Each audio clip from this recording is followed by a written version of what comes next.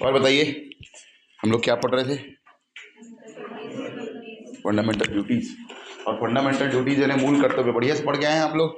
ठीक है, कितना बचा है? सार प्राप्त हो गया है ना? सार हमको प्राप्त हो गया है। एस से संविधान का पालन करना, ए से आदर्श का सम्मान करना। कौन से आदर्श? फ्रीडम स्ट्रगल के। इसके बाद ए से यूनिटी एंड इंटीग्रिटी, एकता अखंडता। आर से रक्षा यानी सर्विस। और सार ही तो हमको बस प्राप्त करना है, तो सार बी से भाईचारा बंधुत्व फ्रेटर्निटी। एस से सामाजिक संस्कृति यानी मिली जुली संस्कृति कंपोजिट कल्चर। तो सार बस प्राप्त हुआ है। क्या हुआ है? प्राप्त हुआ है। क्या? पी से पर्यावरण का और वन्य जीवों का संवर्धन करना, रक्षा करना, वन झील नदी का संवर्धन करना। तो सार बस हमको प्राप्त हुआ है। क्या? कि विज्ञान ही बेटा संपत्ति है। दंपत्ति कौन बोल रहा है? दंपत्ति का मतलब समझते हो? संपत्ति, दंपत्ति नहीं। विज्ञान मतलब वैज्ञानिक दृष्टिकोण उत्पन्न करना, डेवलप साइंटिफिक टेम्पर। और एस से संपत्ति मतलब सामाजिक संस्कृति का क्या करना? सम्मान करना। देश में हमारी सामाजिक संस्कृति है, अलग अलग विविध जातियों के विविध वर्गों के लोग रहते हैं, तो उनके बीच में सभी की संस्कृति का सम्मान करना। समझ में आएगी मेरी बात? ठीक है, तो सार हमको बस प्राप्त हुआ है कि विज्ञान ही संपत्ति है। ठीक, तो कितना हो गया? 1 2 3 4 5 6 7 8 9, कितने ही पढ़े थे?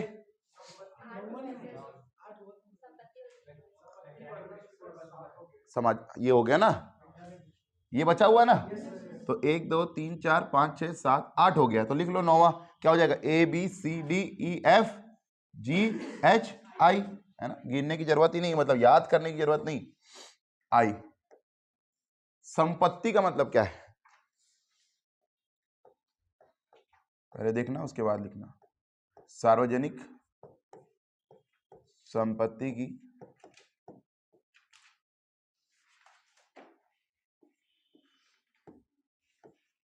सुरक्षा करना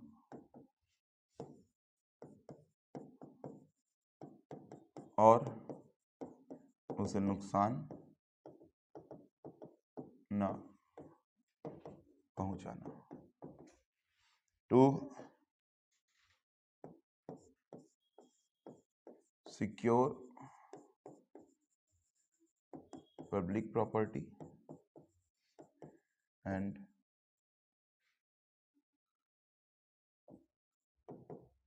नॉट टू डैमेज इट।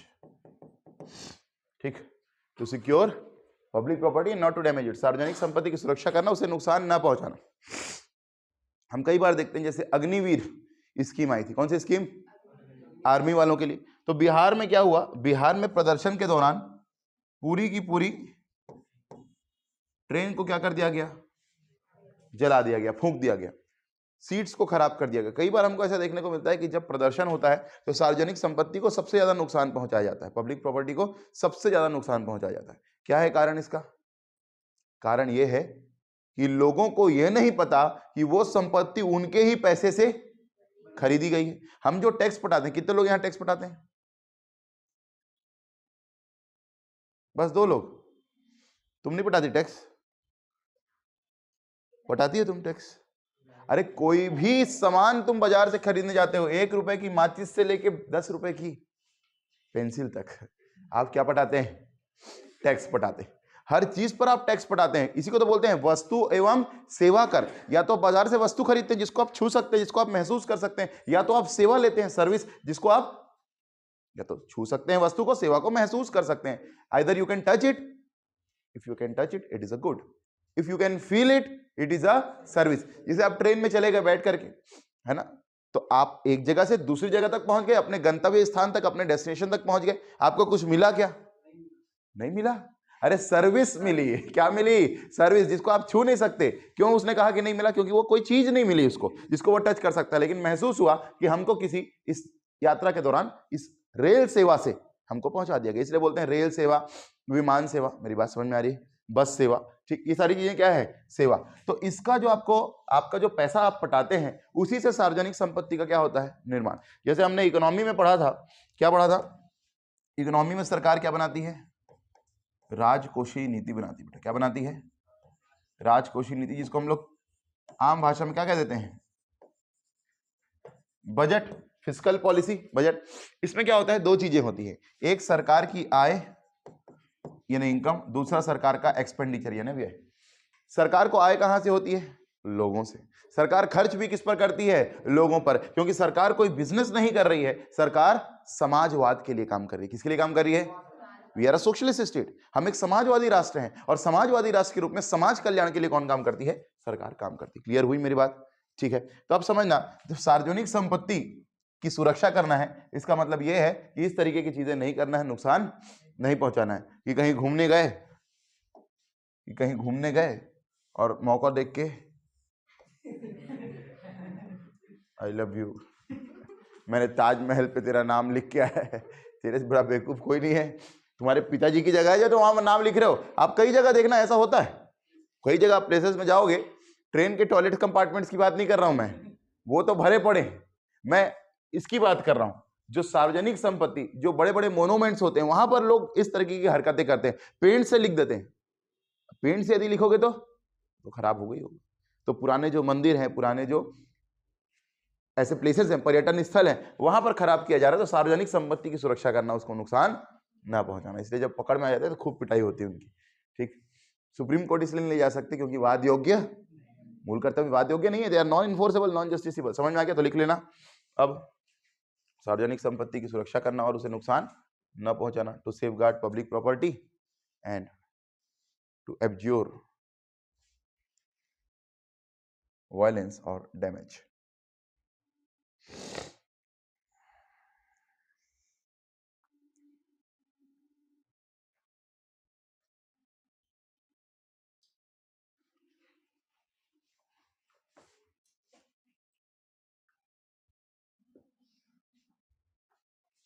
ठीक है, क्लियर हो गया।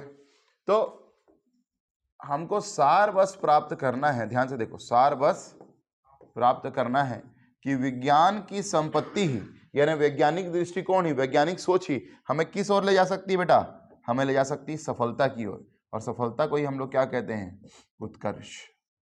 क्या कहते हैं, उत्कर्ष। ठीक है, तो अंतिम क्या है आपका 10वां मूल कर्तव्य, उत्कर्ष। क्या, ABCDEFGHI और इसके बाद क्या जाएगा, J। क्या बोलता है, व्यक्तिगत, ध्यान से देखना फिर लिखना, और सामाजिक जीवन में उत्कर्ष की ओर बढ़ना।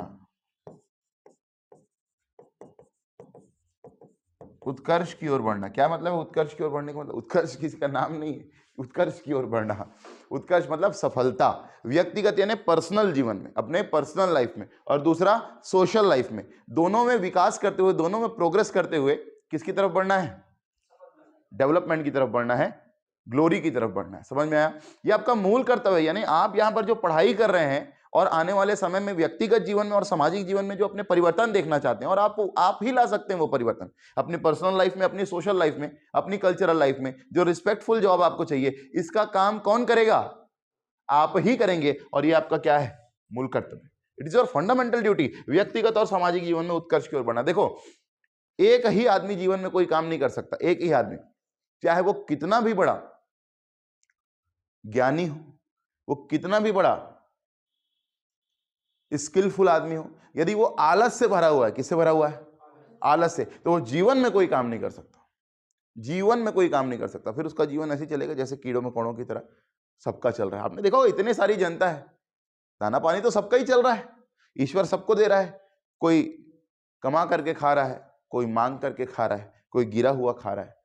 ऐसी स्थिति में आपके पास में इतनी सारी क्षमताएं हैं, इतनी सारे आपके पास में रिसोर्सेज हैं, और हम हमेशा अपने आप को क्या आंकते हैं, कम आंकते हैं। ये कंपैरिजन हमको किससे करना है, जो लोअर तबका है, जो एकदम सड़कों पर सोता है। सोचिए हमारी स्थिति उनसे कितनी अच्छी हो सकता है, हमारी व्यक्तिगत जीवन में बहुत उथल पुथल चल रही हो, लेकिन उनसे यदि आप अपनी स्थिति को कंपेयर करें तो आपको समझ में आएगा कि मेरे पास अभी भी मौका है कि मैं उन जैसे वर्गों के लिए कुछ कर सकूं और अपने जीवन को क्या बना सकूं, सार्थक बना सकूं, फ्रूटफुल बना सकूं। और ये आपका मूल कर्तव्य है, व्यक्तिगत और सामाजिक जीवन में उत्कर्ष की ओर बढ़ना।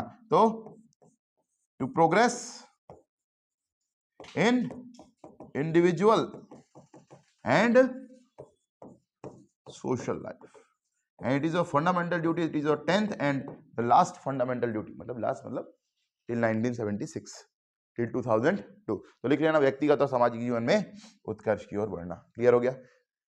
ठीक। To progress in individual and social life. तो सार बस प्राप्त हुआ कि विज्ञान की संपत्ति हमें किस ओर ले जा सकती है? उत्कर्ष की ओर ले जा सकती है, सफलता की ओर ले जा सकती है। क्लियर हो गया? ठीक।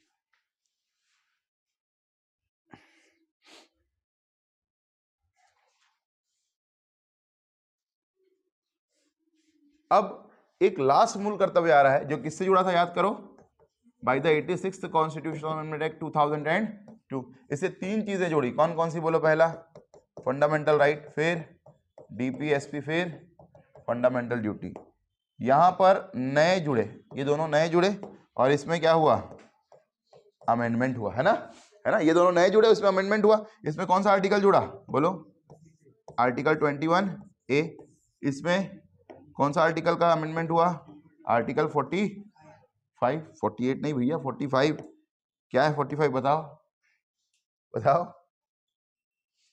हाँ बताइए। वेरी गुड बेटा। Provide free education to the children up to 6 years। पहले ये 14 साल तक था, लेकिन 21A में क्या कर दिया? 6 से 14 वर्ष तक के बच्चों को निःशुल्क शिक्षा, free education for children up to 6 to 14 years। Clear हुआ कि नहीं हुआ? ठीक।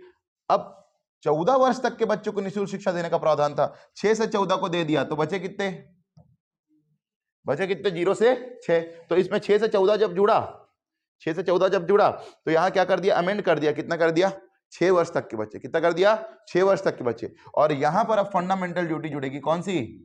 11वीं, मतलब ABCDEFGHIJK। क्या है बेटा? तो 11वां मूल करते हुए लिख लेना, पहले देख लेना फिर लिख लेना। अभिभावकों या संरक्षकों का यह कर्तव्य होगा कि 6 से 14 वर्ष के बच्चों को कहाँ भेजें? कहाँ भेजें? स्कूल में। क्योंकि ये जो बच्चे होते हैं, मैंने आपको एकदम बढ़िया एग्जांपल देके बताया था कि पहली से लेकर कहाँ तक? 8वीं तक। और ये जो बच्चे होते हैं इनको स्कूल भेजना पड़ता है ना। तो माता पिता का मूल कर्तव्य है, अभिभावकों का, अभिभावक नहीं है तो संरक्षकों का। It will be the duty of the parents और the care taker to send their children from 6 to 14 years to school. It will be the duty of the parents और केयर टेकर्स। लिख लो, अभिभावकों या संरक्षकों या कर्तव्य होगा कि 6 से 14 वर्ष तक के बच्चों को कहां भेजे? स्कूल जाबो पढ़े बर, जिंदगी ला गढ़े बर। ठीक है, सब पढ़ो सब बढ़ो, स्कूल चलो, है ना, स्कूल चले हम, स्कूल चलो अभियान, ये सब क्यों चलाया जाता है? ताकि ज्यादा से ज्यादा बच्चे शिक्षा का लाभ उठा सके। खासकर ये जो टाइम होता है 5वीं तक का प्राइमरी एजुकेशन और फिर उसके ऊपर 8वीं तक का, है ना, ये जो टाइम होता है ये नर्चरिंग का टाइम होता है। नर्चरिंग का टाइम मतलब इस समय बच्चे के दिमाग में बेसिक्स क्लियर किए जाते हैं ताकि वो आगे उत्कर्ष की ओर बढ़ सके। तो यहाँ पर फ्री एजुकेशन देने का काम कौन कर रही है? सरकार। ऐसा नहीं कि इसके आगे नहीं दे सकती है, इसके पीछे नहीं दे सकती, इसके पीछे आंगनबाड़ी में दिया जाता है। अरे क्लियर है कि नहीं? और ये तो राज्य का नीति निर्देशक तत्व में हमने पढ़ा है, directive principles of state policy में। क्या पढ़ा है बताओ? क्या पढ़ा है? हाँ क्या पढ़ा है? पोषक आहार उपलब्ध कराना। तो आंगनबाड़ियों के माध्यम से पोषक आहार, न्यूट्रिशियस फूड उपलब्ध कराते ही कराते हैं। आंगनबाड़ी योजना, सुपोषण अभियान, एवरीथिंग लाइक दैट। क्लियर हो गया? हाँ समझ में आ गया? 11 मूल कर्तव्य क्लियर हुए कि नहीं हुए? हाँ ठीक। चलिए, अब मैंने जैसा आपको बताया था कि पॉलिटी में 10 मार्क्स का क्वेश्चन आता है। कितने मार्क्स का? 10 मार्क्स, क्योंकि पार्ट 2 में है ये, है ना, पेपर 3 के भाग 2 में है। और भाग 2 में जब भी हम बात करेंगे तो कितने मार्क्स का प्रश्न आएगा? 10 मार्क्स का प्रश्न आएगा। और कितने शब्दों में पूछा जाएगा? 126 कौन बोल रहा है? 125 शब्दों में। 2 नंबर वाला 30 शब्दों में, 4 नंबर वाला 60 शब्दों में, 8 नंबर वाला 100 शब्दों में, 10 मार्क्स वाला 125 शब्दों में, 15 मार्क्स वाला 175 में पूछता है। वो इकोनॉमी में हमने देखा था, इकोनॉमी में जी पार्ट 1 में है वो, पार्ट 1 और 3 में। यहां पर ज्यादा 10 मार्क्स का क्वेश्चन पूछ सकता है। ठीक है, अब चिंता मत करो, मैं प्रीलिम्स के बाद इकोनॉमी का भी मैं एक आंसर राइटिंग करवाऊंगा, समझ में आ गया? तो अलग से उसका आंसर राइटिंग सेशन लगाऊंगा मैं, ठीक। अब उसके पहले अब ये हो सकता है कि भैया प्रीलिम्स का समय आ रहा है तो आप लोग भी प्रीलिम्स की तरफ अब थोड़े से सजग हो रहे होंगे, तो अब हमारे तरफ से एक वैकल्पिक व्यवस्था की जा रही है कि यदि आप लोगों में से कुछ लोग जो प्रीलिम्स की क्लासेस जो हमारी चल रही हैं उसमें बैठना चाहे तो एक न्यूनतम शुल्क के साथ में आप लोग बैठ सकते हैं, एकदम मिनिमम प्राइस पर बैठ सकते हैं, क्योंकि मतलब यहाँ तो चलेगा ही चलेगा, इसमें तो हमारा कमिटमेंट है ही है, वहां भी आप बैठ सकते हो, ठीक है। जो हमारी प्रीलिम्स की क्लासेस चल रही हैं जिसमें अभी प्रीलिम्स इस आधार पर पढ़ाया जा रहा है। और रही बात आर्थिक सर्वेक्षण की, तो आर्थिक सर्वेक्षण की मैं एक फ्री क्लास लगाऊंगा जो सभी बैचेस के लिए फ्री ऑफ कॉस्ट रहेगी, ठीक है। आर्थिक सर्वेक्षण जो भी इसके लिए, किसके लिए? प्रीलिम्स के लिए, तो उसमें आप सभी लोगों को मैं बुलाऊंगा, सभी बैचेस के लोगों के लिए वो फ्री ऑफ कॉस्ट रहेगा आर्थिक सर्वेक्षण, समझ में आ गया? ठीक, चलिए। तो ये पार्ट 2 में हम लोग 10 मार्क्स के लिए 125 शब्दों में इसको हमको लिखने का प्रयास करना है, मेरी बात समझ में आई? ठीक, तो क्वेश्चन लिखेंगे। अच्छा, इसके लिए आपको टाइम कितना मिलेगा मेरी बात समझना? 2 मिनट। 2 मार्क्स के क्वेश्चन के लिए कितना मिलता है? 1 मिनट। इसको रट लो बेटा, है ना एकदम। 4 मार्क्स के लिए 3 मिनट 36 सेकेंड, मतलब ओरिजिनल की बात कर रहा हूं। 8 मार्क्स पे लगभग 7 मिनट। अरे 7 मिनट, 3 और 3 कितना हो गया? 6, और 30 और 30 60 सेकेंड, तो 7 मिनट और 12 सेकेंड समझ जाओ, तो 7 मिनट और 13 सेकेंड कह लेते हैं अपन लोग, ठीक है। फिर उसके बाद 10 मार्क्स में भाई ये 7, इसको वो कर लो, है ना, तो 7 और 1 कितना हो जाएगा? 8, और एकदम 9 मिनट, करेक्ट। तो 9 मिनट का आपको समय मिलेगा, उसको बढ़िया तरीके से आपको कितने शब्दों में लिखना है? 125 वर्ड्स के अंदर लिखना है ना। जहां पर मूल कर्तव्य लिखा हुआ ऐसा नहीं होना चाहिए कि लेफ्ट साइड में लिखा हुआ है राइट साइड में लिख रहे हैं, है ना। लेफ्ट साइड में लिखा हुआ है और राइट साइड में लिख रहे हैं, ऐसा नहीं होना चाहिए, ठीक है।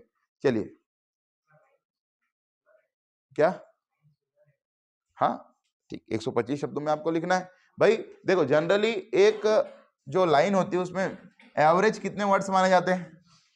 8 वर्ड्स, 7 से 8 वर्ड्स माने जाते हैं, ठीक है। तो ये समझ जाओ आप कि आपको 2 नंबर के लिए कितना लाइन मिलता है? 8 चौक 32, मतलब 4 लाइन मिलता है। मेरी बात समझ में आ रही है कि नहीं? ठीक है। वैसे ही आपको 60 शब्दों में लिखना है तो 7 लाइन मिलता है, 8 7 जा 56, 7 लाइन हो गया। उसके बाद आपको कितने वर्ड्स में लिखना है?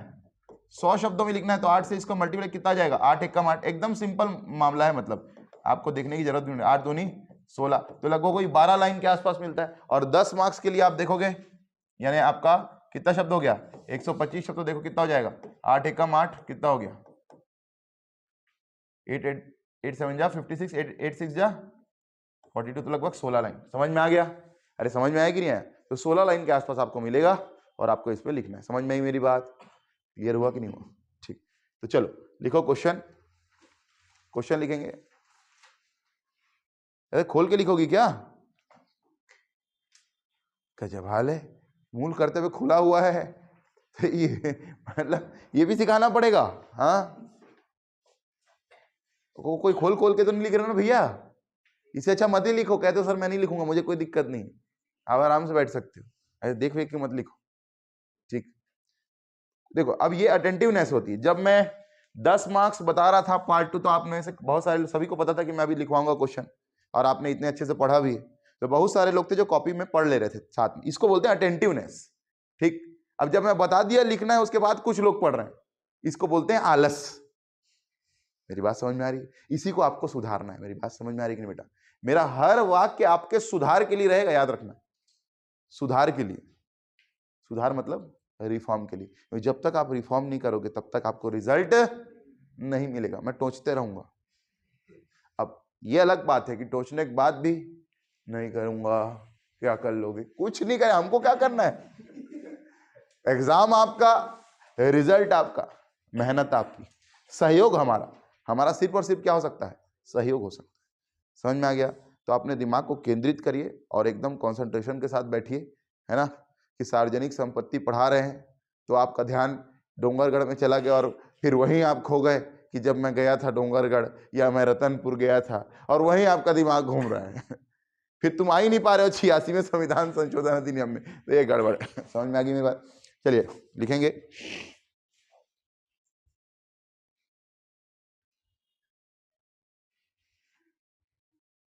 संविधान में उल्लेखित सभी मूल कर्तव्यों को, संविधान में उल्लेखित सभी मूल कर्तव्यों को उनकी पृष्ठभूमि के साथ उल्लेखित करें, उनकी पृष्ठभूमि के साथ उल्लेखित करें। Explain all the fundamental rights mentioned in the Constitution, along with their background, clear हो गया? देखो अब आपको 9 मिनट का समय मिलेगा तो आराम से आपको लिखना है, कोई हड़बड़ाहट नहीं होनी चाहिए, आराम से ठीक से लिखना है, आए बाएं नहीं लिखना है, ठीक है? एक 10 नंबर का क्वेश्चन आप लिखना चाहिए, ऐसा लगना चाहिए कि 125 शब्दों में कुछ बढ़िया लग रहे हैं, तो इसमें कम से कम इधर देखो, जल्दी से लिखने का कोशिश मत करो, थोड़ी पृष्ठभूमि बना लो। पृष्ठभूमि मतलब मुझे एक स्ट्रक्चर तैयार कर लो कि लिखना शुरू कर दिया बाद में अरे ये पहले आना था। तो 9 मिनट यदि आपको मिल रहा है तो कम से कम आप ये मान के चलो कि आधा मिनट या 30 सेकंड आप स्ट्रक्चरिंग कर सकते हो कि मेरे को ये पहले लिखना है, ये सारी चीजें आएंगी और इससे मेरा क्वेश्चन बहुत बढ़िया दिखेगा। बीच में मैं एक डायग्राम भी बना सकता हूं क्योंकि मेरे पास में 16 लाइन उपलब्ध है। समझ में आ गया क्या? ठीक, चलिए तो आपका समय शुरू होता है अब।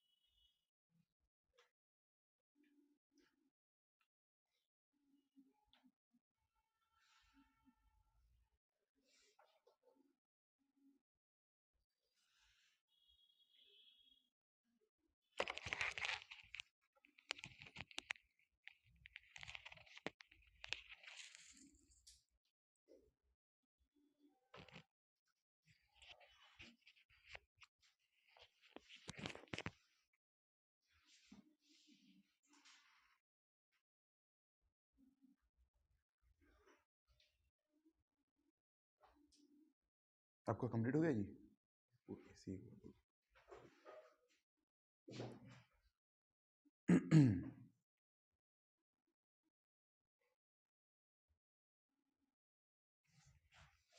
बार बार कह रहा हूँ, जो ऑनलाइन वाले बच्चे भी देख रहे हैं, एकदम समय लिमिट के साथ में, इसलिए वीडियो को कट नहीं करवाया जाता, ताकि आप लोग प्रॉपर तरीके से लिख सकें, है ना।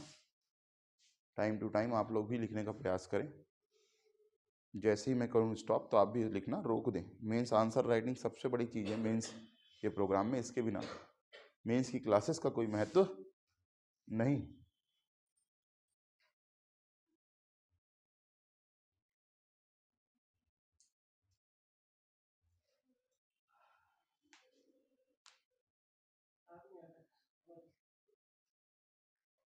अटेंटिवनेस।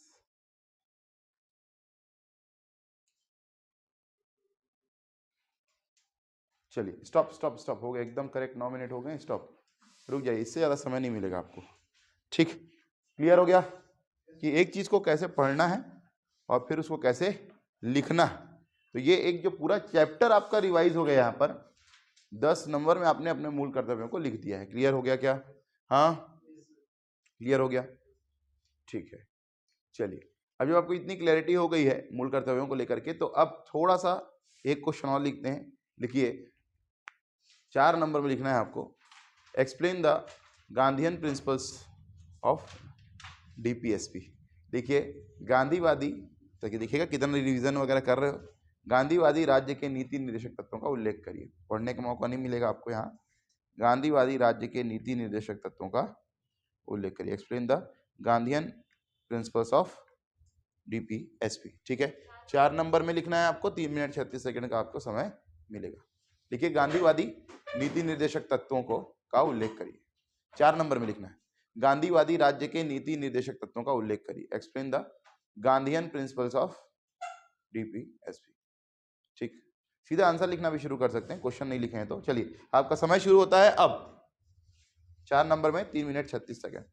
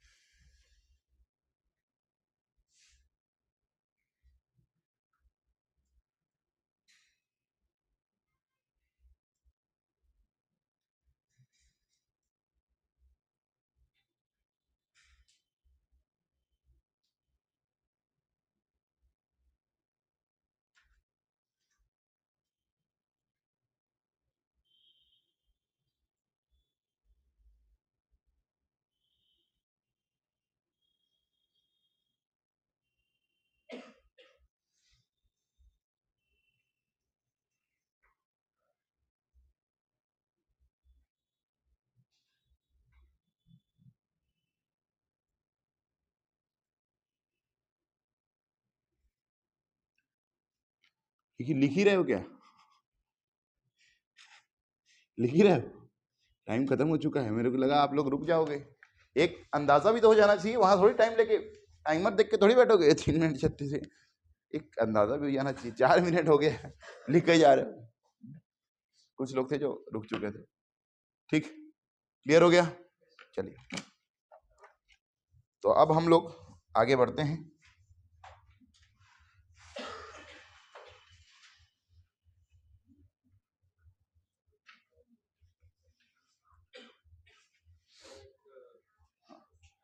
कोई एक मैंने सिलेबस रखा है क्या मेंस का? एक बार दिखाएं, मेंस का सिलेबस है किसी का? हाँ बोलिए।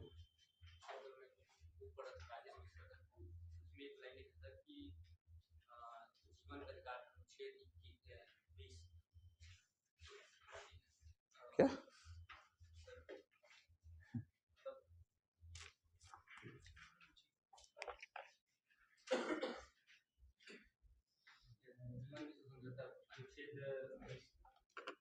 बीस की 21?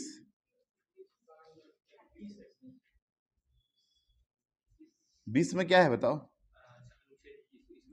नहीं, 20 में क्या है पहले बताओ। 20 में क्या है?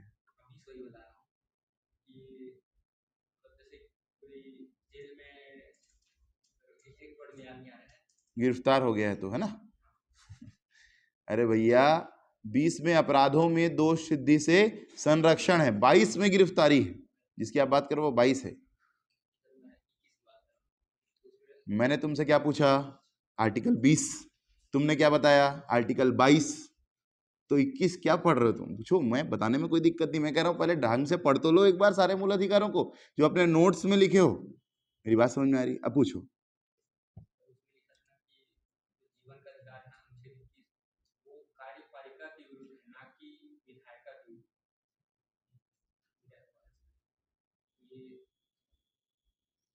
बताओ कार्यपालिका क्या करती है? अभी हम लोग पढ़ेंगे, पार्ट 5 शुरू करेंगे। कार्यपालिका क्या करती है? क्या है काम कार्यपालिका का? अपने से कोई भी नियम कानून लागू कर देती है क्या? जो नियम कानून किसने बनाए हैं? विधायिका ने, उसी को क्या करती है? लागू करती। अब यह अलग बात है कि विधायिका नियम कानून बना रही है, लेकिन उसको लागू करने का काम कौन कर रही है? कार्यपालिका। तो वो कार्यपालिका के विरुद्ध है। कहने का मतलब यह है कि कार्यपालिका यदि कोई ऐसा कानून बनाती है जिससे आर्टिकल 21 का क्या होता है? इन्फ्रिंजमेंट होता है, तो वो उसके विरुद्ध सुप्रीम कोर्ट जा सकता है। इसका मतलब सीधा सा ही है। लेकिन ऑब्वियसली बात है, जो कानून कौन बनाएगा? विधायिका। कानून कौन बनाएगा? विधायिका। उसको लागू कौन करेगी? कार्यपालिका। सीधी सी बात है। मूल अधिकार राज्य के विरुद्ध है, और राज्य में विधायिका भी आती है, कार्यपालिका भी आती है। हाँ, न्यायपालिका की बात आती है कि न्यायपालिका राज्य का विषय है या नहीं। न्यायपालिका, यदि आप कहते हैं न्यायपालिका तो मैं समझता मेरी आपकी बात। न्यायपालिका यानी सुप्रीम कोर्ट, क्या ये राज्य की डेफिनेशन के अंतर्गत आती है कि नहीं? एक प्रश्न आता है। क्या न्यायपालिका, मतलब आपसे नहीं पूछेगा मेंस में, पर मैं आपको बता दे रहा हूं कि क्या न्यायपालिका कॉन्सेप्चुअल अंडरस्टैंडिंग के लिए राज्य की परिभाषा में आती है? विधायिका तो आती है, कार्यपालिका भी आती है, क्या न्यायपालिका आती है? तो बोले न्यायपालिका का काम कानून बनाना तो है नहीं, कानून लागू करना भी नहीं है। लेकिन मान लीजिए न्यायपालिका ऐसा कोई क्या देती है? डिसीजन देती है। ऐसा कोई क्या देती है? डिसीजन, जिससे किसी के भी मूल अधिकारों का क्या हो रहा हो? हनन हो रहा हो, इन्फ्रिंजमेंट हो रहा हो। इस स्थिति में क्या होगा?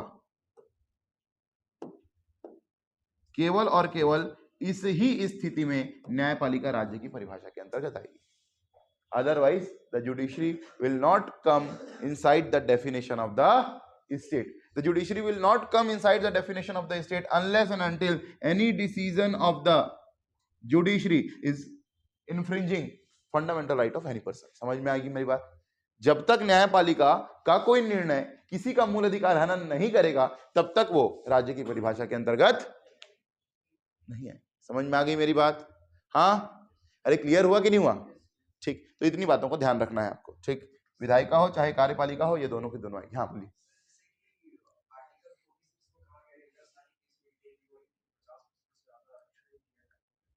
नहीं, आर्टिकल 46 में नहीं कहा गया, इंदिरा साहनी केस में कहा गया। इंदिरा साहनी केस में कहा गया 50% आरक्षण नहीं दिया जाएगा। हाँ, अनकॉन्स्टिट्यूशनल है ना, वो जाएगा ना सुप्रीम कोर्ट में या हाई कोर्ट में, रद्द हो जाएगा। हाँ ऑब्वियस ही बात। अब ये सरकार कई बार क्या करती है, ऐसा मूव देती है कि वो राजनीतिक मूव, कि हम लोगों ने तो पिछड़ों को लाना चाहा आगे। अब ये तुमने चाहा, छत्तीसगढ़ सरकार ने भी तो पास किया था, राज्यपाल ने उस पर साइन ही नहीं किया, राज्यपाल ने उस पर साइन ही नहीं किया। ठीक है, क्यों साइन नहीं किया, कैसी शक्ति उसके पास, हम लोग देखेंगे पार्ट 6 में, पार्ट 5 और पार्ट 6। ठीक है, चलिए तो हम लोग देख रहे हैं कि हम लोगों ने प्रस्तावना, मूल अधिकार, मूल कर्तव्य, राज्य के नीति निर्देशक तत्व, संवैधानिक उपचारों का अधिकार, ये सारी चीजें अपन ने कर ली है। क्लियर हो गया आपके सिलेबस के अंदर। अब हमको देखना है आगे संघीय कार्यपालिका, व्यवस्थापिका और न्यायपालिका। क्या लिखा हुआ है, संघीय कार्यपालिका, व्यवस्था और न्यायपालिका। इंग्लिश में नहीं है क्या ये, है ना। तो ये व्यवस्थापिका का मतलब क्या है, व्यवस्थापिका का मतलब है व्यवस्था बनाने वाली। व्यवस्थापिका क्यों लिखा है मैं आपको समझा देता हूं। व्यवस्थापिका का मतलब है व्यवस्था बनाने वाली। और ये व्यवस्था कैसी है बेटा, किस चीज की व्यवस्था है, देश को चलाने की। अरे किसको चलाने की, देश को चलाने की, यानी देश को, देश के शासन और प्रशासन को चलाने की व्यवस्था। To run the governance and administration of the country. व्यवस्थापिका का मतलब क्या है,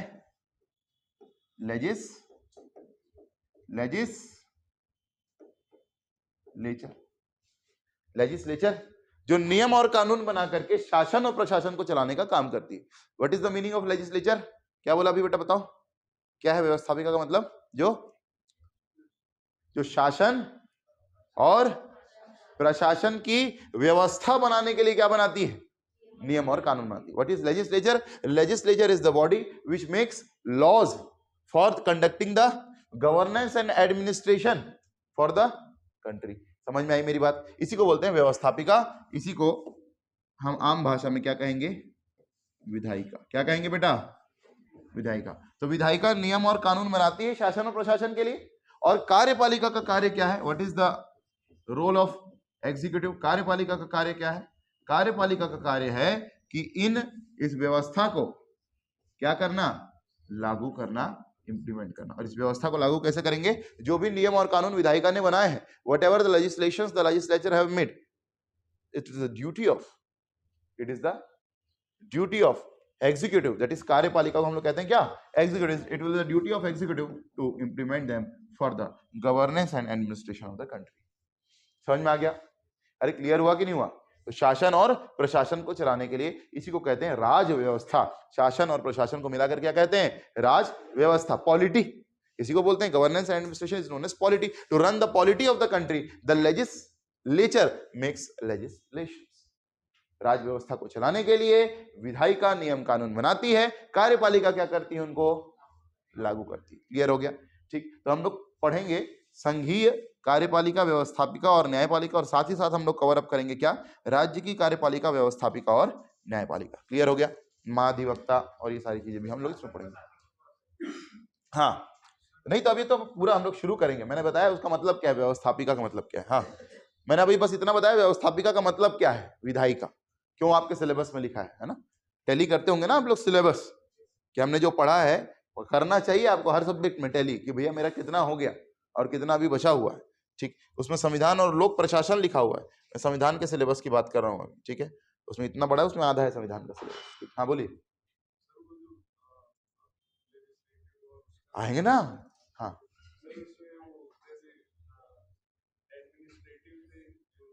अरे आने तो दे, फिर पूछना। मैं बस व्यवस्थापिका का मतलब बताया हूँ, व्यवस्था बनाने वाली। समझ में आ गया, यानी विधायिका कोई व्यवस्थापिका बोलते हैं, इतना ही बताया हूं मैं। समझ में आ गया, चलिए तो अब हम लोग शुरू कर रहे हैं भाग 5। क्या शुरू कर रहे हैं, भाग 5 यानी पार्ट 5। और पार्ट 5 जो है ये किसके बारे में है,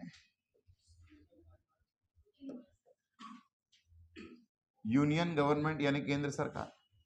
क्लियर हो गया, यूनियन गवर्नमेंट यानी केंद्र सरकार। यूनियन गवर्नमेंट या संघ सरकार भी कहते हैं इसको, सेंट्रल गवर्नमेंट या केंद्र सरकार भी कहते हैं, और यूनियन गवर्नमेंट या संघ सरकार।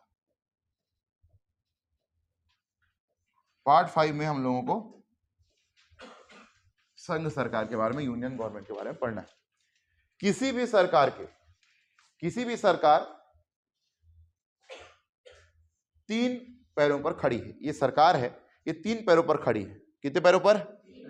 3 पैरों पर। मतलब ये समझ के चलो कि जो सरकार है वो 4 चक्का नहीं, ऑटो है, 3 चक्का। समझ में आई मेरी बात? कितना चक्का? 3 चक्का। और 3 चक्कों में कौन कौन सा है? देखो, जैसे ये ट्राइपॉड इसलिए कहते हैं इसको। 3 चक्कों में कौन कौन सा चक्का है समझना। पहला चक्का है विधायिका, या इसी को क्या बोलते हैं, मैं अभी मैंने बताया, व्यवस्थापिका। नंबर 2 पर कार्यपालिका। नंबर 3 पर न्यायपालिका। There are 3 pods or 3 parts of the central government or union government. First one is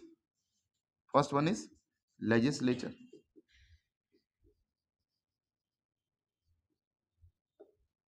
Second one is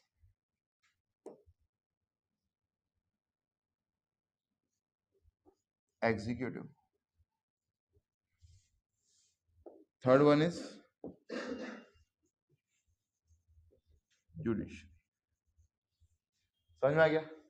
third one is judiciary, विधायिका, कार्यपालिका और न्यायपालिका, लेजिस्लेचर, एग्जीक्यूटिव एंड जुडिशरी। ठीक, अब सबसे पहले हम लोग आते हैं किस पर? विधायिका पर। किस पर आते हैं? विधायिका पर। विधायिका या व्यवस्थापिका या लेजिस्लेचर का मतलब क्या है? सरकार का वह अंग, ध्यान से सुनना, सरकार का वह अंग जो देश के शासन और प्रशासन को चलाने के लिए नियम और कानून बनाता है, उसे हम क्या कहते हैं? विधायिका कहते हैं। क्या बोला मैंने? सरकार का वह अंग जो देश के शासन और प्रशासन, शासन यानी नेता मंत्री, प्रशासन यानी प्रशासनिक अधिकारी, मेरी बात समझ में आई? शासन और प्रशासन, तो देश के शासन और प्रशासन के लिए सरकार का वह अंग जो नियम और कानून बनाता है वो क्या कहलाता है? विधायिका कहलाता है। What is legislature? Legislature is that part of the government which makes legislation और rules and regulation for the effective governance and administration, that is effective running of the polity in the country. समझ में आया कि नहीं आया? अरे clear हुआ कि नहीं हुआ? ठीक है, तो ये बना लो, सबसे पहले ये बना लो, विधायिका, कार्यपालिका और न्यायपालिका, पार्ट 5। ये पार्ट 5 देखो, पार्ट 1 कहां से कहां तक था जी? हाँ, पार्ट 2 5 से, पार्ट 3 12 से, पार्ट 4 36 से 51, और पार्ट 4 में क्या है? आर्टिकल 51 एक ही आर्टिकल। हाँ, पार्ट 5 में क्या है? 52 से लेकर 151 तक, तो 52 150।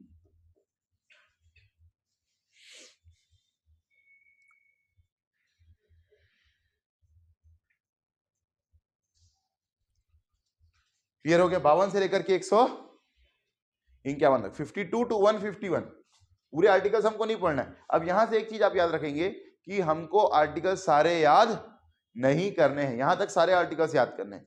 1 to 4 आपको मैंने बता दिया था, 5 to 11 में सब याद नहीं करना है, क्योंकि 5 से 8 9 10 और 11 आपको याद करना है बस, है कि नहीं? 9 10 और 11। फिर पार्ट 3 हम लोग क्या पढ़े? मूल अधिकार। क्या है मूल अधिकार में? 12 से 35, डीपीएसपी में 36 से 51, मूल कर्तव्य में 51 ए, कितने मूल कर्तव्य हैं? 11 मूल कर्तव्य आपको याद रखने हैं। इसके बाद 52 से आपको सारे आर्टिकल्स याद नहीं करना है, जितना मैं बताऊंगा उतना ही आर्टिकल्स याद करना है। हो सकता है कुछ 10 आर्टिकल हम लोग लगातार याद करें, उसके बाद 2-3 आर्टिकल छोड़ दें, फिर एक आधा आर्टिकल याद करें। मेरी बात समझ में आ रही है?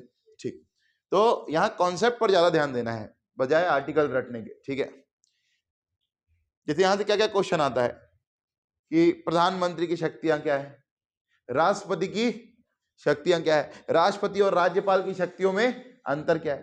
तो प्रोविजंस तो पढ़ेंगे, आर्टिकल्स तो हम लोग पढ़ेंगे, लेकिन सबसे पहले क्या ध्यान रखेंगे, प्रावधान। क्लियर है। तो सबसे पहले लिखना बेटा क्या, विधायिका या व्यवस्थापिका या लेजिस्लेचर।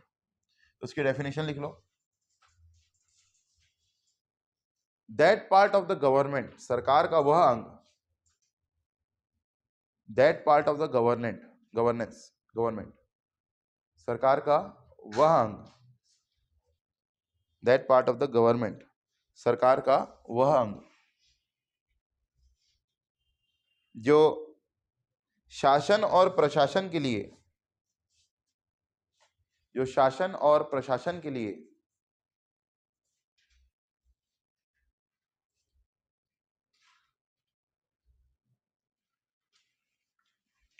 विधि विधान बनाता है, विधि विधान बनाता है, that part of the government which makes legislation,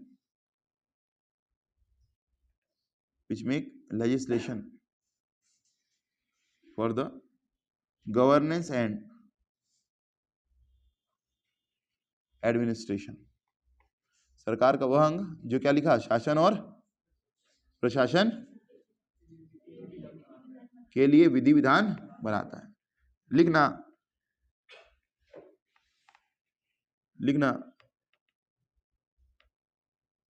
किसी भी सरकार में,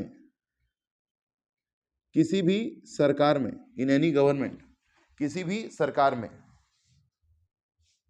इन्हीं नियमों और कानूनों के अनुसार, किसी भी सरकार में इन्हीं नियमों और कानूनों के अनुसार राज व्यवस्था चलती है। In any government, according to these rules and regulations, according to these rules and regulations, according to these rules and regulations, the polity runs, the polity runs, राज व्यवस्था चलती है। क्लियर हो गया, क्लियर हो गया, ठीक। अब देखना, विधायिका दो प्रकार की विधायिका है। एक आपको कहां मिलेगी, केंद्र में यानी सेंटर में। क्लियर हो गया। दूसरा कहां मिलेगी, राज्य में यानी स्टेट्स में। और तीसरा कहां,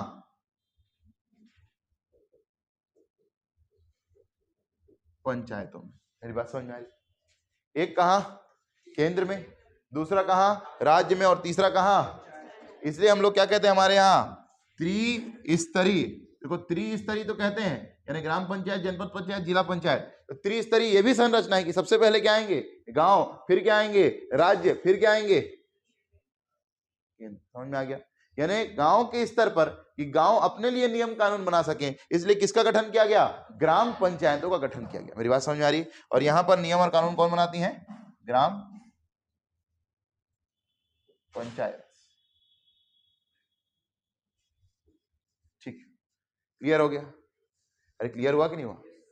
फिर आप पंचायतों के अलावा एक चीज और कह सकते हो, क्या, नगरीय निकाय यानी म्युनिसिपैलिटी। किसके लिए बनाते हैं, अपने अपने नगर के लिए, अपने अपने शहर के लिए। समझ में आ गया। नगर निगम बिलासपुर के लिए योजनाएं बना सकता है। क्लियर हुआ कि नहीं हुआ। तो शासन और प्रशासन के लिए विधायिका नियम बनाती है। तो मेनली तो केंद्र और राज्य है, पर इसके अंतर्गत क्या आएगा, पंचायती राज और नगरीय निकाय भी आएगा। समझ में आई मेरी बात। ठीक, तो इसको आपको अलग से पढ़ना है। पंचायती राज और नगरीय निकाय आपका अलग से सिलेबस है।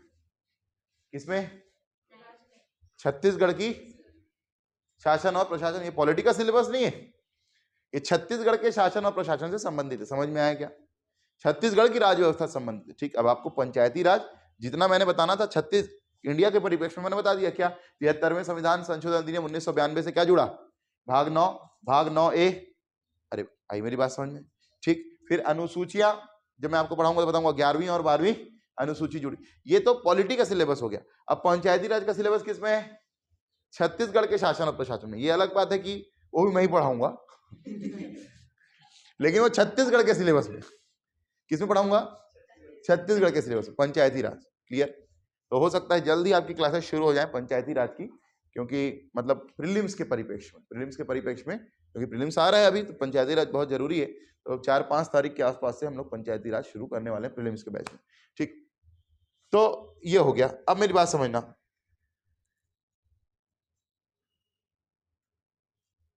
केंद्र में जो नियम और कानून बनाता है सेंटर में, उसको हम लोग बोलते हैं क्या? पार्लियामेंट। तो केंद्र की विधायिका कौन है बेटा? संसद। केंद्र की विधायिका कौन है? संसद। तो ये जो पार्लियामेंट है यही क्या करती है? रूल्स बनाती है। किसके लिए? सेंट्रल गवर्नमेंट के लिए। तो सेंट्रल गवर्नमेंट में पार्लियामेंट है, संसद, जो नियम और कानून बनाती है। तो what is the legislature of the centre my dear? Parliament, है ना? कौन है केंद्र की विधायिका? संसद। और यहां कौन बैठते हैं? सांसद। और सांसदों को हम लोग क्यों चुनते हैं? हमारे बीच से चुनते हैं हम लोग सांसद। बिलासपुर में कितने लोकसभा क्षेत्र हैं? बिलासपुर में तो एक ही लोकसभा क्षेत्र है। छत्तीसगढ़ में कितने लोकसभा क्षेत्र हैं? 11। और राज्यसभा क्षेत्र कितने हैं? 5। तो टोटल 16 सांसद हम लोग भेजते हैं। टोटल कितने सांसद भेजते हैं? 16। छत्तीसगढ़ पीएससी में प्रीलिम्स में एक बार क्वेश्चन आया था और बच्चे गलत करके आ गए। छत्तीसगढ़ में कितने सांसद हैं? 11, 5, 16, इनमें से कोई नहीं। सब लोग 11 लगा के आए, 90% लोग। अरे राज्यसभा वाले को भी क्या बोलते हैं? सांसद ही बोलते हैं। समझ में आ गया? 16 सांसद है। पार्लियामेंट में हम लोग अपने सांसदों को भेजते हैं। राज्य में कौन बनाता है नियम और कानून? हमारे विधायक। कौन बनाता है? हमारे विधायक, विधि विधान बनाने वाले विधायक। और इसलिए इसको हम लोग कहते हैं विधान मंडल। क्या कहते हैं? विधान मंडल, स्टेट लेजिस्लेचर। विधान मंडल, स्टेट लेजिस्लेचर। समझ में आ गया? इंग्लिश में स्टेट लेजिस्लेचर बोलते हैं, जो राज्य के लिए कानून बनाता है। और इसको क्या बोलते हैं? पार्लियामेंट यानी संसद। इतना समझ में आ रहा है कि इधर ग्राम पंचायत आएगा, इधर नगरीय निकाय आएगा। क्लियर हो गया? हाँ, क्लियर हो गया? ठीक। तो अब देखते हैं हम लोग कि केंद्र की विधायिका में क्या क्या आता है। केंद्र की विधायिका में लेजिस्लेचर ऑफ द सेंटर। और लेजिस्लेचर ऑफ द सेंटर को क्या बोलते हैं हम लोग? क्या बोलते हैं? पार्लियामेंट, संसद। क्लियर हुआ? क्लियर हुआ कि नहीं?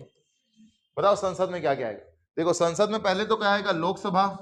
जो लोकसभा में जाता है उसको भी हम लोग क्या बोलते हैं? सांसद। जो राज्यसभा में जाता है उसको भी हम लोग क्या बोलते हैं? सांसद। प्लस साथ ही साथ कौन आता है इसमें? याद रखना बेटा, राष्ट्रपति भी आता है। क्यों आता है? क्योंकि बिना राष्ट्रपति के मान लो एक कानून बनाना है। क्या बनाना है? एक कानून। जैसे अभी अभी आया था नारी शक्ति वंदन विधेयक, सुने हो कि नहीं?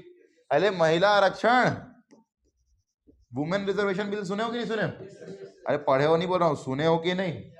ये बिल पहले कहां आएगा? लोकसभा। फिर लोकसभा से पास होके कहां जाएगा? फिर राज्यसभा से पास होके ऑटोग्राफ के लिए किसके पास जाएगा? जब तक इसमें राष्ट्रपति अपना ऑटोग्राफ ना कर दे तब तक ये बिल कानून बनेगा क्या? कभी नहीं बनेगा। इसलिए संसद में नियम और कानून बनते हैं और बिना राष्ट्रपति के सिग्नेचर के कानून बन नहीं सकते। इसलिए the president is a prominent part of the parliament. समझ में आ गया? लेकिन राष्ट्रपति को सांसद क्यों नहीं कहते? क्योंकि न राष्ट्रपति ना लोकसभा का सदस्य होता है ना राज्यसभा का सदस्य होता है। ध्यान से सुनना। लेकिन वो संसद का अभिन्न अंग होता है। The president is neither the part of Lok Sabha nor the part of Rajya Sabha, and therefore he is not called member of Parliament. He is an important and constituent part of the Parliament. Why? Because any legislation made cannot be made without the autograph of President. Clear हो गया? Clear हुआ कि नहीं हुआ? और इसी संबंधित एक आर्टिकल है। आर्टिकल आपको बाद में बताऊंगा, पहले प्रावधान सुन लो। क्या कहता है ये कि केंद्र सरकार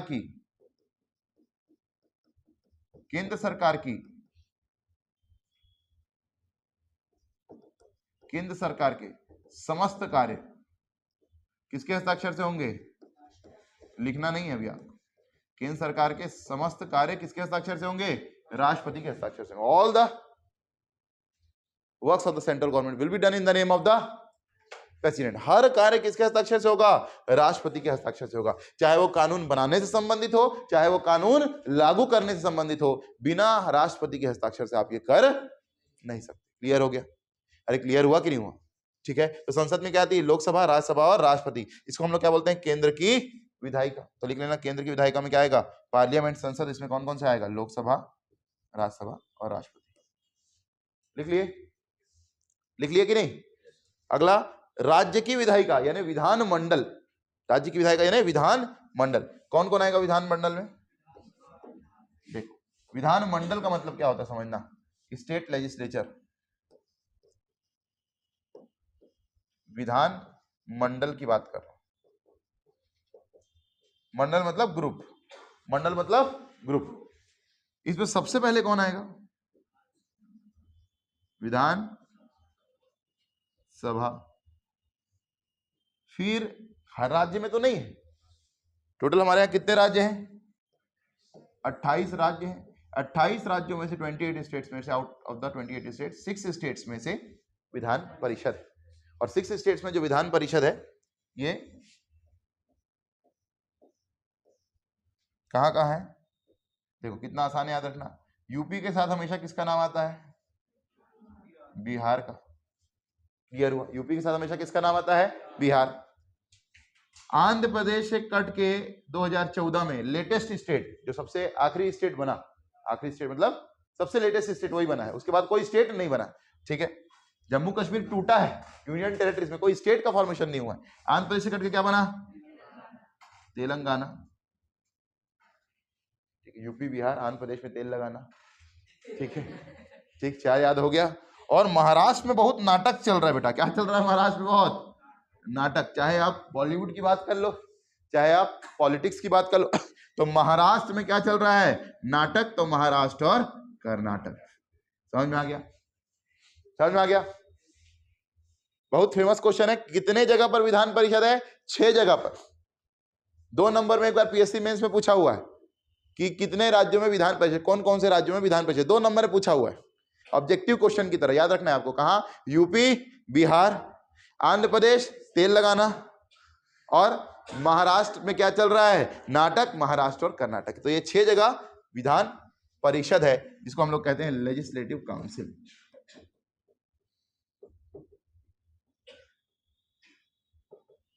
समझ में आ गया?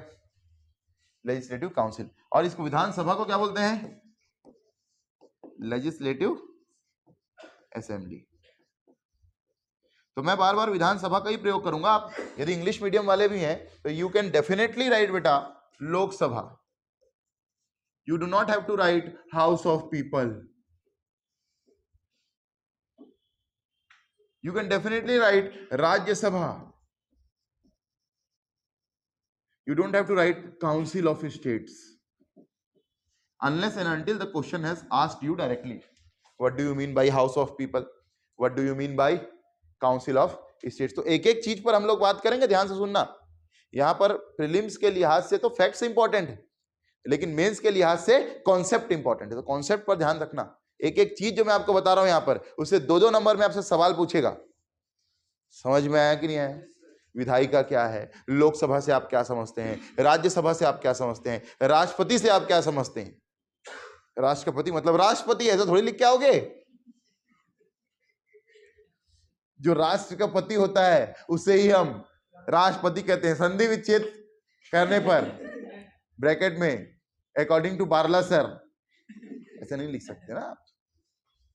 ठीक, क्लियर हो गया? तो you can definitely right Vidhan Sabha, you can definitely right Vidhan Parishad, obviously in Roman, इन देवनागरी।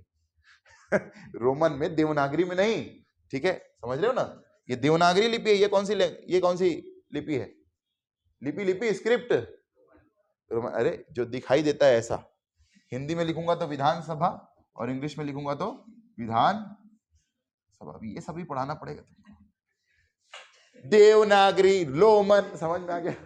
विधानसभा के बाद क्या आएगा बेटा? इसमें विधान परिषद, लेजिस्लेटिव काउंसिल। और तीसरे नंबर पर राष्ट्र के लिए एक पति होता है जिसे हम राष्ट्रपति कहते हैं, लेकिन राज्य के लिए एक पाल होता है, पालक, इसे हम क्या कहते हैं? राज्यपाल। राज्यपति मत लिख देना, राज्यपाल, गवर्नर।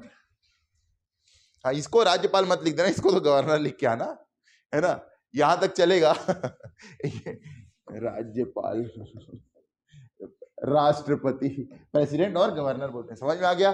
ठीक, तो संसद में क्या क्या आता है? संसद में क्या क्या आता है? लोकसभा, राज्यसभा, राष्ट्रपति। विधानमंडल में क्या आता है? विधानसभा, विधान परिषद और राज्यपाल। समझ में आ गया? हाँ, डिफरेंस तो बताऊंगा, अभी तुम्हें कुछ बताया ही नहीं यार, अभी मैं आया ही नहीं विधानसभा, अभी मैं किसकी बात कर रहा हूं? राज्य की विधायिका की बात। इतना क्यों उतावले क्यों हो रहे हो? ये कोई वो चल रहा है क्या, टारगेट बैच चल रहा है क्या? मेंस का बैच है ना, आराम से, हाँ आराम से।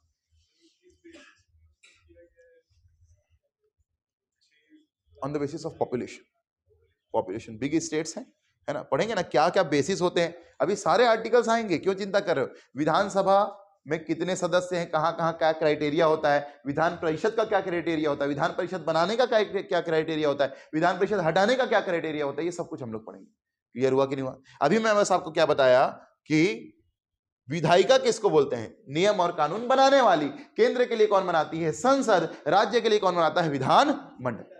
What is the legislature of the centre called? Parliament. What is the legislature of the state called? Legislature of the state या स्टेट लेजिस्लेचर। पार्लियामेंट में कौन कौन आता है? लोकसभा, राज्यसभा और राष्ट्रपति, और फिर विधानसभा, विधान परिषद। क्लियर हो गया? अरे क्लियर हो गया कि नहीं? ठीक, यहां से हमको 3 प्रकार के क्वेश्चन लिखने हैं 2 नंबर में। क्वेश्चन लिखो, क्वेश्चन लिखो, क्वेश्चन। पहला question, what do you understand by the term legislature? व्यवस्थापिका से आप क्या समझते हैं? सीधा सिलेबस से उठाएगा इस टर्म को और पूछेगा 2 नंबर में, what do you mean by legislature? ठीक है, व्यवस्थापिका से आप क्या समझते हैं? 2 नंबर में 30 शब्दों। नंबर 2 पर व्यवस्थापिका से आप क्या समझते हैं? ठीक, what do you mean by legislature. ठीक, दूसरा लिखना, केंद्र की विधायिका से आप क्या समझते हैं? केंद्र की विधायिका से आप क्या समझते हैं?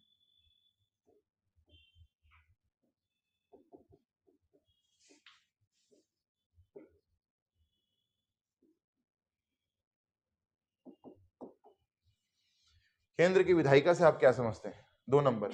हाँ, तीसरा,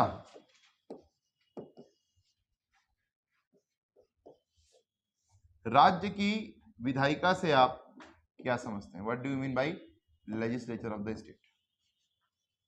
राज्य की विधायिका से आप क्या समझते हैं? पहला क्वेश्चन क्या बोला? व्यवस्थापिका से आप क्या समझते हैं? पहला क्वेश्चन क्या बोला?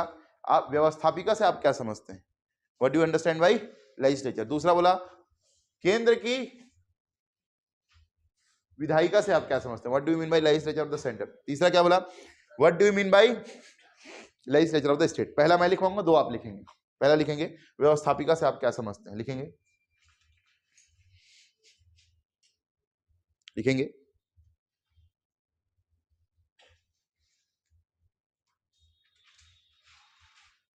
शासन और प्रशासन,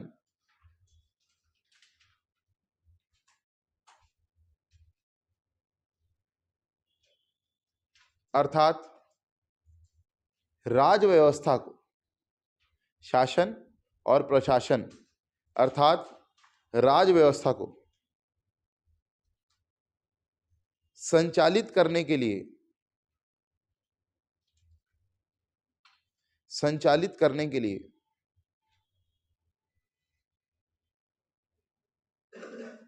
सरकार का वह अंग, सरकार का वह अंग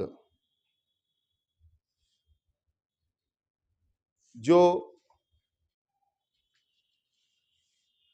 विधि निर्माण के द्वारा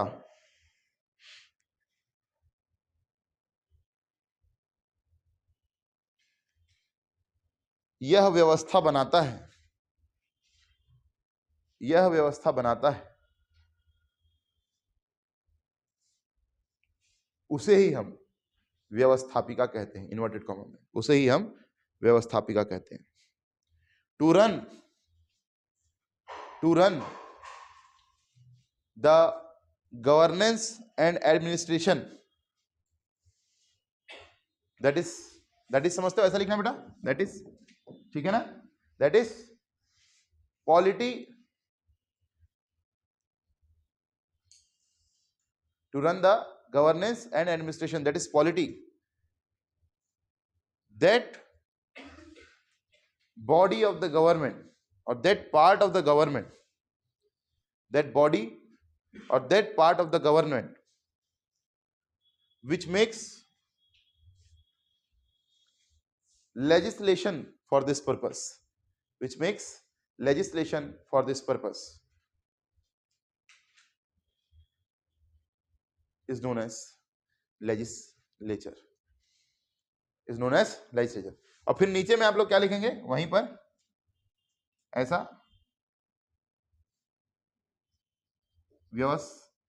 ऐसा केंद्र की व्यवस्थापिका संसद, ठीक, फिर